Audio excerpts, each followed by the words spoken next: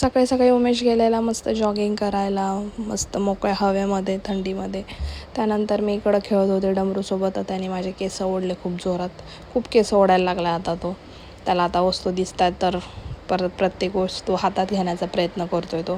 त्यानंतर सगळं आवरल्यानंतर उमेश निघालेला बाहेरच्या कामं करायला. माझा ड्रेस आणायचा होता, पण ती बोलली की आज नाही झाला, उद्या भेटेल. मग तो त्याच्या साईटवर गेलेला, थोडंसं तिकडे काम होतं. त्यानंतर येता येता त्यांनी जीन्स पण घेऊन आलेली, ज्या मी अल्टर करायला दिलेला. आणि आज आमचा टेबल पण येणार होता, तर तो पण आलेला. पण एक प्रॉब्लेम झाला की तो टेबल फिटच नाही झाला आमच्या हॉलमध्ये, कारण की तो 6 फूटचा होता म्हणून. त्यानंतर परत ते लोक घेऊन गेले आणि दुसरा घेऊन आले, हा 5 फूटचा होता. तर हा परफेक्टली बसलेला मस्त. आणि मग सगळं परत जेवल्या वगैरे नंतर डमरूला झोपू घातलं. त्याला झोपू घालणं म्हणजे खूप कष्टाचं काम आहे. तर चला भेटूया उद्याच्या व्लॉगमध्ये, आणि चॅनलला सबस्क्राईब करायला विसरू नका. Bye bye.